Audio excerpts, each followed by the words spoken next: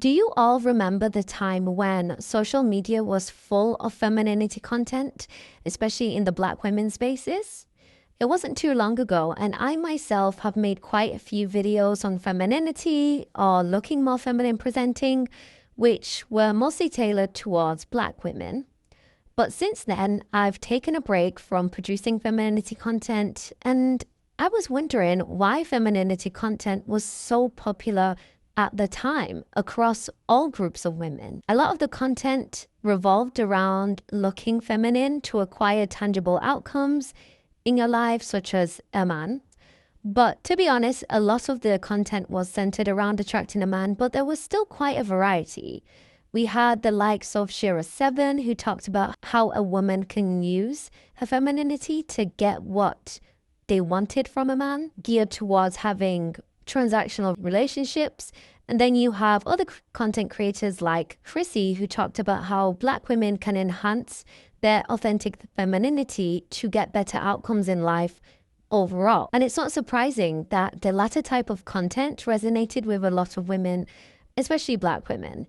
And this is because we see how tampered with the image of Black women has been in society, which ultimately can have and has had a negative effect on how a lot of Black women see themselves. And oftentimes, there are some people who love to talk about how Black women, especially dark-skinned women, are not feminine, consistently putting women down, attempting to uphold the masculine Black woman trope. So the femininity content gave a gateway to a lot of Black women to escape from that prison and see themselves in a different light and feel less restricted to the status quo of who people claim they should be. The femininity content encouraged women across the board to explore different aesthetics, learn how to take care of their physical and mental health, understand the social advantages that they have, and also how to use them.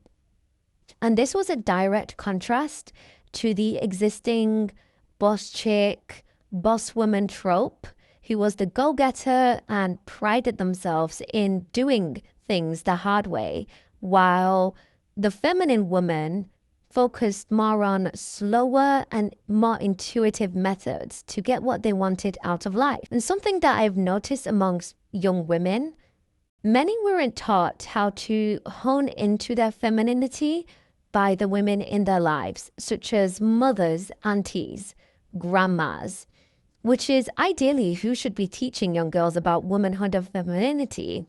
But there are several factors as to why the elder women weren't able to pass on this information. Factors such as they were never taught themselves about femininity in the first place, so they weren't in a position to be able to teach their daughters, their nieces, about femininity, about something that they had no clue on.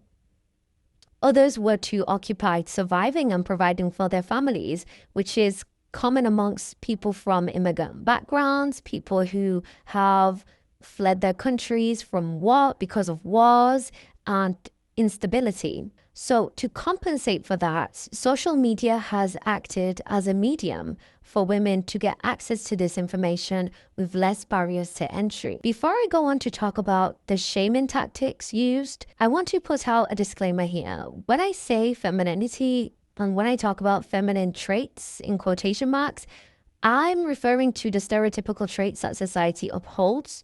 So you may find yourself disagreeing with how femininity is being described in this video, but just bear the disclaimer in mind. Femininity is a very nuanced concept, and it varies from country to culture to ethnicity. So take this with a pinch of salt. Okay, now back to the main content. When women exhibit traits assigned to femininity, whether it's in the physical sense or behavioral sense, it triggers some people negatively, causing them to try to shut the person down into hiding.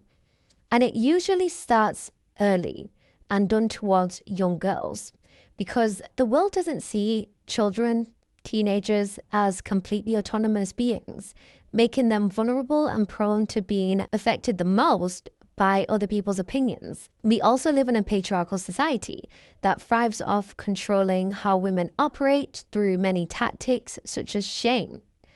In a patriarchy, anything feminine is deemed as lesser than and weaker than the masculine. This not only strips young girls of their natural essence and individuality, but it worsens misogyny within society by devaluing women overall. It pushes the idea that you should be less woman-like, in quotation marks, to be respected and valued as a member of society, causing there to be an increase in dislike towards girls and women, which manifests in bullying, violence, and other dangerous situations that can cost women's lives. And unfortunately, many do fall into the trap of internalizing the misogyny and continuing the cycle. So we have to be mindful about undoing any misogynistic, any internalized misogynistic wiring that we may have acquired throughout our lives to break the cycle. And it's pretty ironic how things have been going ever since the femininity content has taken off, because alongside the femininity content, we also saw a rise in the red pill content. And a lot of the red pill men claimed that modern women are too masculine and they should be feminine, yet failed to acknowledge how the femininity that they want to see in women is often beaten out of women from a young age because of the patriarchal standards that they uphold. A common shaming tactic that I often see is telling women who dress in a certain way that they're only dressed like that to attract men. Now, some may think I'm talking about women who show skin and are seen as more provocative, but not necessarily. Women who prefer to be more modest are also accused of dressing modestly for a man. So women on both ends of the spectrum are affected by this, pushing this notion that women are incapable of making decisions that doesn't center a man, completely discrediting and disregarding how their lifestyle, careers, cultural, and religious choices all play major factors. And this not only shames women out of dressing how they want to dress to avoid being seen as male-centered, but it also has a counterproductive effect on women where they dress to not attract male attention. And this can be seen when women dress in baggier clothes to hide their figures. They avoid applying makeup to avoid showing their face, and sometimes wear darker clothes to avoid being seen. And this is essentially a survival tactic because we can't always predict how men will react to us.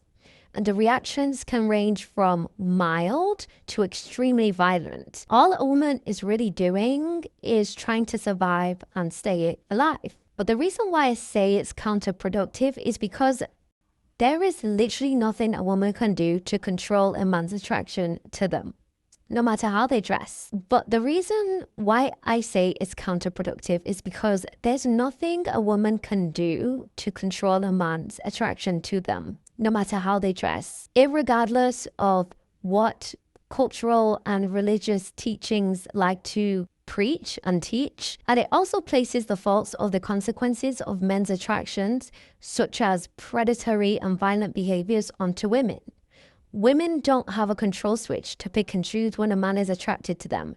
It's as simple as women's existence that will draw men to women. And as a result, women carry this unequal responsibility, or rather burden, of men's bad behaviors, which is obviously wrong and unfair. And oftentimes, these dangerous behaviors go unpunished and swept under the rug, and the cycle continues. And the most unfortunate part about this is that some women, alongside men, perpetuate these very same behaviors onto other women and young girls a lot too. Some women do this because of sexual competition, but that is for another video. What do you all think about this particular shaming tactic used towards young girls to stunt their femininity? Also, if you did watch femininity content, who were your favorite femininity creators? Some of mine were Chrissy, the Feminine Fancy, and Kareen Allude. Let me know your thoughts in the comment section, and I'll see you in the next one.